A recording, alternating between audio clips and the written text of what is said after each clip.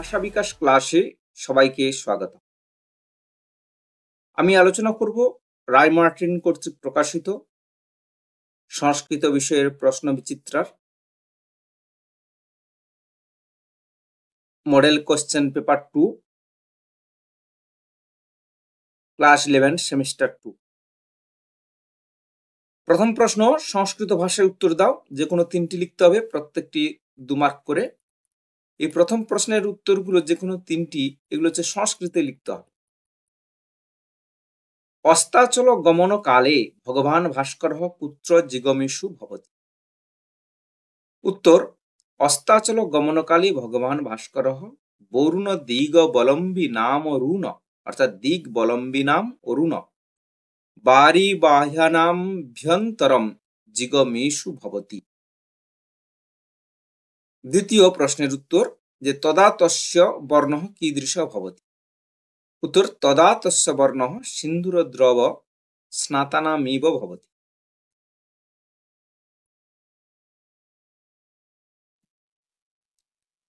আচ্ছা, তাহলে এখানে একটা পয়েন্ট করে দেবেন, এবার স্টার দিয়ে দেবেন। দ্বিতীয় প্রশ্ন, এখানে শিশিরে কিং কিং বর্জনীয়ম। উত্তর, শিশিরে কটু তিক্ত কষায়ানি বাতলানি লঘুনি শীতলানি চ অন্নপানানি বর্জনীয়ম। এখানে যেটা আছে সেটা লিখবেন, অথবা বর্জয়েত, অথবা এখানে বর্জনীয়ম লিখতে পারেন। তৃতীয় প্রশ্ন, কহ আশিত অঙ্গরাজহ কশ্চ শল্যরাজহ। এই প্রশ্নটা আগে এসছে কমন, তাহলে অঙ্গরাজহ কহ না। উত্তর, এই যে কর্ণহ আশিত অঙ্গরাজহ, আর কর্ণস্য চ সারথি শল্যরাজ। তাহলে অঙ্গরাজ হলেন কর্ণ এবং শল্যরাজ হলেন কর্ণের সারথি, এবং সেই সঙ্গে তার পরিচয় হলো যে নকুল সহদেবয়োহ মাতুলহ, নকুল এবং সহদেবের মাতুল অর্থাৎ মামা। এটা পারলে লিখবেন, আমি এই জন্য এটা ব্যাকেটে দিয়ে দিয়েছি।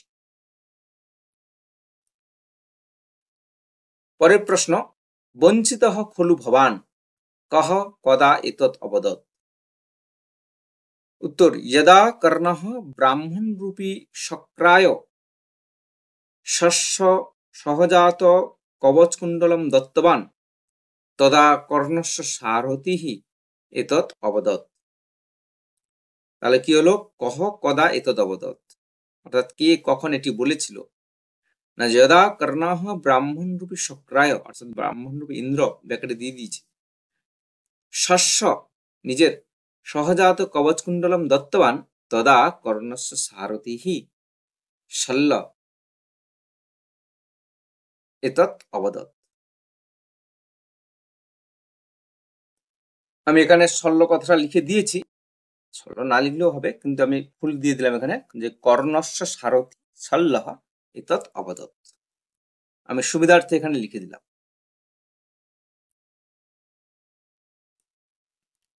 দুই দিকে প্রশ্ন, নিচের প্রশ্নগুলির উত্তর দাও যে কোনো 2টি। নিরতপুঞ্জ কিভাবে শোভিত হতো, অথবা এখানে যদি সংস্কৃত প্রশ্ন থাকে মেঘমালা কথম শোভতে। এখানে উত্তর দুভাবেই আমি লিখে দিয়েছি। নিরতপুঞ্জ কিভাবে শোভিত হতো।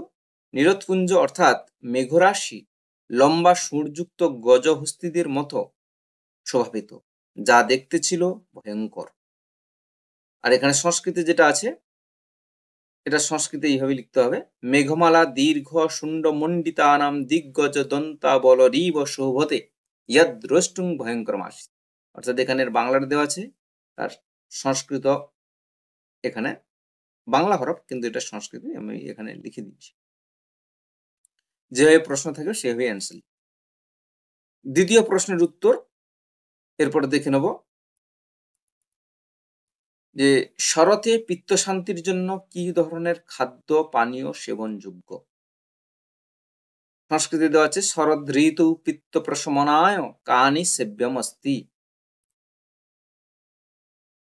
উত্তর, শরৎকালে পিত্ত শান্তির জন্য সঠিক মাত্রায় সুমিষ্ট শীতল লঘু ও তিক্ত খাদ্য গ্রহণ করা উচিত। আর সংস্কৃতে লিখতে হলে, শরদ ঋতু পিত্ত প্রশমনায় মধুরং শীতম সতিক্তকম অন্নপানম লঘুমাত্রয়া সেব্যম। 3 দিকে প্রশ্ন, ব্যুৎপত্তি নির্ণয় করো। নমস্করমি ভেতব্যম। ব্যুৎপত্তি নির্ণয়ম কুরুত, কয়ের দাগে নমস্করমি এবং খ ভেতব্যম। উত্তর নমস্করমি, নমস্কৃলট উত্তম পুরুষ একবচন, আর ভেতব্যম কি হবে, ভি যুক্ত তব্য ক্লিবলিঙ্গ প্রথমার একবচন। পরবর্তী প্রশ্ন 4 দাগে, নির্দেশানুসারে নিচের প্রশ্নগুলির উত্তর দাও, যে কোনো 5টি 2 মার্ক করে। সন্ধি করো বি যোগ ঋদ্ধি এবং অনুযুক্ত অয়। উত্তর বি যোগ ঋদ্ধি সমান বৃদ্ধি, এখানে হস্যিকারের পরে ভিন্ন স্বর আছে, তাহলে এই কার স্থানে কি হবে, নিয়ম অনুসারে জফলা হবে, হলো বৃদ্ধি, আর অনুযুক্ত অয় উকার স্থানে ব হবে অন্যায়। পরবর্তী প্রশ্ন, সন্ধি বিচ্ছেদ করো সংস্কৃত এবং নিরোগ। সংস্কৃত হবে সমযুক্ত কৃত সংস্কৃত, আর নিরোগ নি বিসর্গ। বিসর্গের পরে যদি র থাকে তাহলে বিসর্গ স্থানীয় স্বরবর্ণের কিন্তু দীর্ঘরূপ হবে, কারণ হর্ষি আছে তাই দীর্ঘই হয়ে গেল, এটা নিরোগ। পরবর্তী প্রশ্ন, অংশ শব্দের চতুর্থীর একবচন এবং অম্বু শব্দের দ্বিতীয় বহুবচনের রূপগুলি লেখ। অংশু সাধু শব্দের মতো অংশবে, আর অম্বু শব্দের দ্বিতীয় বহুবচন, এটা ক্লিবলিঙ্গ শব্দ অম্বুনি। দ্বিতীয় বহুবচন বলছে, তাহলে দীর্ঘ হ্রস্ব, তাহলে দীর্ঘ হলো দীর্ঘ আর পরে হর্ষ হর্ষিকার অম্বুনি। পরবর্তী প্রশ্ন, ধাতুগুলিকে কয়টি গণে ভাগ করা হয়েছে, 2টি গণের নাম লেখ। উত্তর ধাতুগুলিকে 10টি গণে ভাগ করা হয়েছে, 2টি গণের নাম হলো ভাদি এবং অদাদি। পরবর্তী প্রশ্ন, ইমাম এবং ত্রিশু পদ্মটির ব্যুৎপত্তি নির্ণয় করে দেখো। ইমাম, এটা হচ্ছে ইদম শব্দ থেকে হয়েছে, ইদম স্ত্রী দ্বিতীয় একবচন, অর্থাৎ ইদম শব্দের স্ত্রীলিঙ্গ দ্বিতীয় একবচনে কিন্তু ইমাম। আর ত্রিশু ত্রি শব্দ পুংলিঙ্গ অথবা ক্লিবলিঙ্গ সপ্তমীর বহুবচনে ত্রিশু, এইভাবে লিখতে হবে আমাদের। পরবর্তী প্রশ্ন, ধাতুরূপের মাধ্যমে তিঙন্ত পদ গঠন করো। শ্রুলট প্রথম পুরুষ বহুবচন এবং দৃশ্যলেট উত্তম পুরুষ একবচন। প্রথম প্রশ্নের উত্তর, শ্রুলট প্রথম পুরুষ বহুবচন শৃণ্বন্তি এবং পরবর্তী দৃশ্যলেট উত্তম পুরুষ একবচন দ্রক্ষ্যামি। পরবর্তী প্রশ্ন, পরিনিষ্ঠিত রূপ লেখো। ক্রিযোগ তুমুন এবং হনযোগ সত্রী। ক্রিযোগ তুমুন হয় কর্তুম, আর হনযুক্ত সত্রী হিসেবে ঘ্নত। সত্রী প্রত্যয়ের নিয়ম আমার প্রত্যয়ে দেওয়া আছে। সত্রী প্রত্যয় কিভাবে হয় আমি এখানে বলে দিই। লট অন্তির, অর্থাৎ ওই ধাতুর লট অন্তির হর্ষি এবং দন্তন্য বাদ দিলে যে রূপটি পড়ে থাকবে সেটাই ওই ধাতুর সত্রী প্রত্যয়ের উত্তর। এখানে নিয়ম অনুসারে তাহলে হবে হন্তি হত ঘ্নন্তি, ঘয়ন দন্ত নেই তয় হর্ষই, হর্ষি এবং দন্তন্য বাদ দিলে কিন্তু থাকবে এই অন্তত, তাহলে হয়ে গেল ঘ্নত। 5 থেকে প্রশ্ন, নিচের প্রশ্নগুলির উত্তর দাও, যে কোনো 3টি। বেদাঙ্গ কি এবং বেদাঙ্গ কয়টি এবং কি? উত্তর, বেদাঙ্গ হলো বেদের অঙ্গ, আবার এই অঙ্গ শব্দের অর্থ হলো অবয়ব। কি হলো, বেদাঙ্গ হলো বেদের অঙ্গ, অঙ্গ শব্দের অর্থ হলো অবয়ব। যেমন মানুষের শরীরের হাত পা প্রভৃতি অবয়ব আছে, তাকে নিয়েই মানুষের দেহ গঠিত হয়, ঠিক তেমনি বেদেরও বিভিন্ন অঙ্গ আছে যেগুলি বেদ সম্পূর্ণ মূর্তি পরিগ্রহ করে। এই বেদাঙ্গগুলি ছাড়া বেদমূর্তি পরিপূর্ণভাবে আবির্ভূত হতে পারে না। সহজভাবে কি বলা যেতে পারে, যে বেদাঙ্গগুলি হলো বেদের সহায়ক গ্রন্থ। বেদাঙ্গ কয়টি? এই বেদাঙ্গ হলো 6টি, যথা শিক্ষা, কল্প, নিরুক্ত, ব্যাকরণ, ছন্দ ও জ্যোতিষ। পরবর্তী প্রশ্ন, মহাভারতের পর্বগুলির ক্রমানুসারে নাম উল্লেখ করো। পর্ব হলো আদি পর্ব, সভা পর্ব, বন পর্ব, বিরাট পর্ব, উদ্ধব পর্ব, ভীষ্ম পর্ব, দ্রোণ পর্ব, কর্ণ পর্ব, শল্য পর্ব, সৌপ্তিক, স্ত্রী, শান্তি, অনুশাসন, আশ্রমেধিক, আশ্রমবাসী, মৌসল পর্ব, মহাপ্রস্থানিক পর্ব, স্বর্গারোহণ পর্ব। এতগুলো একসঙ্গে মনে রাখা সত্যি অসম্ভব, তাই আমি এখানে দুটো বাক্য দিয়েছি, এটা মনে রাখতে পারলে কিন্তু মনে রাখা যাবে। চেষ্টা করবেন এটা মনে রাখার জন্য যে আদি সভাতে বনে বিরাট উদ্যোগ নিয়েছিল ভীষ্ম, দ্রোণ, কর্ণ ও শল্য। কি বললাম? আদি সভাতে মানে প্রথম সভাতে আদি সভাতে বনে বিরাট উদ্যোগ নিয়েছিল ভীষ্ম, দ্রোণ, কর্ণ ও শল্য। এটা আমরা যদি মেলাই পেয়ে যাব যে আদি পর্ব, সভা পর্ব, বনে বন পর্ব, আর বিরাট পর্ব, উদ্যোগে উদ্যোগ পর্ব। আর এই যে এখানে তো ভীষ্ম, দ্রোণ, কর্ণ, শল্য আছেই। আর পরবর্তী সপ্তিক থেকে সুপ্ত স্ত্রীকে নিয়ে শান্তনু আশ্বমেধিক আশ্রমে গিয়ে মৌ পান করে মহাস্বর্গে গমন করেছিল। তাহলে সুপ্তকে সপ্তিক পর্ব, স্ত্রী পর্ব, আর শান্তনু এখানে জফর আছে, এটাকে সন্ধি বাংলা শান্তি যোগ অনু। তাহলে কি হলো? শান্তি যোগ অনু হয়ে গেল শান্তনু।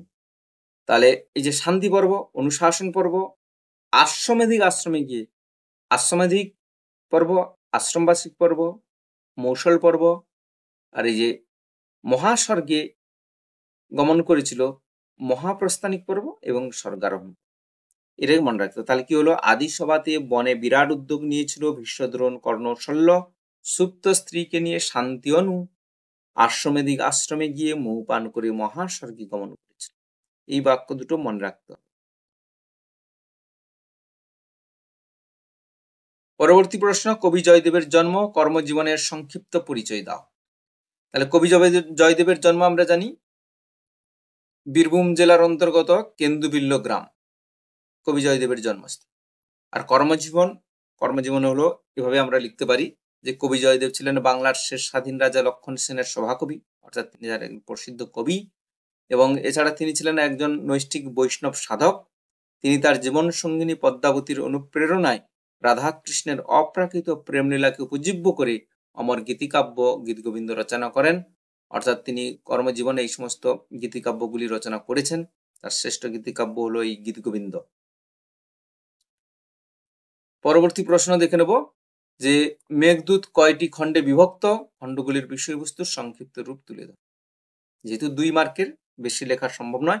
মেঘদূত 2টি খণ্ডে বিভক্ত, যথা পূর্ব মেঘ ও উত্তর মেঘ। পূর্ব খণ্ডের বিষয় কি না, এই খণ্ডের বিষয়বস্তু হলো রামগিরি আশ্রমের নির্বাসিত যক্ষের বিরহ কাতরতা তথা রামগিরি থেকে অলকাপুরী পর্যন্ত মেঘের যাত্রাপথের বর্ণনা। একইভাবে আমরা উত্তর মেঘের বিষয়বস্তু দেখব।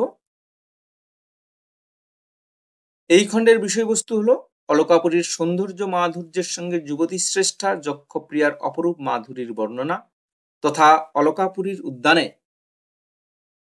পুষ্পের সমারোহ, দিঘিজলে হংস শ্রেণী, জ্যোৎস্নালোকিত স্নিগ্ধ আকাশের বর্ণনা তথা এখানে রয়েছে অলকাপুরীর অট্টালিকার বর্ণনাও রয়েছে। পারলে আর তোমরা আরো ব্যাখ্যা করে লিখতে পারো। আমরা এখানে দেখে নেব যে বড় প্রশ্নগুলো, তিনের দাগে নিম্নলিখিত প্রশ্নগুলোর ব্যাখ্যামূলক উত্তর দাও, যে কোনো দুটি। এখানে গদ্য পদ্য নাটক থেকে আসবে, যে কোনো দুটি লিখতে হবে। প্রতিজ্ঞা সাধনম পাঠ্যাংশে বর্ণিত নিসর্গ প্রকৃতির একটি বাণীচিত্র অঙ্কন করো। ঋতুচর্যা কবিতাংশটি কোন গ্রন্থ থেকে সংকলিত? গ্রন্থটির সংক্ষিপ্ত পরিচিতি তুলে ধরো এবং ভাব সম্প্রসারণ করো। তিনের দাগে যেটা দিয়েছে হতেষু দেহেষু গুণাধরন্তি। পরবর্তী প্রশ্ন 6 দাগে যে নিম্নলিখিত যে কোনো একটি প্রশ্নের ব্যাখ্যামূলক উত্তর দাও। এটি একটি লিখতে হবে, 4 মার্কের আসে। ত্রয়ীবিদ্যা কাকে বলে? অথর্ববেদ কি ত্রয়ীর অন্তর্ভুক্ত? কয়েকটি যুক্তির অবতারণা করো। দ্বিতীয় প্রশ্ন, সংস্কৃত বাংলা সাহিত্যে মহাভারতের প্রভাব আলোচনা। এগুলো হচ্ছে বড় প্রশ্ন। এই বড় প্রশ্ন নিয়ে যদি কোনো সমস্যা থাকে অবশ্যই কমেন্টে জানাবে। সবাইকে ধন্যবাদ।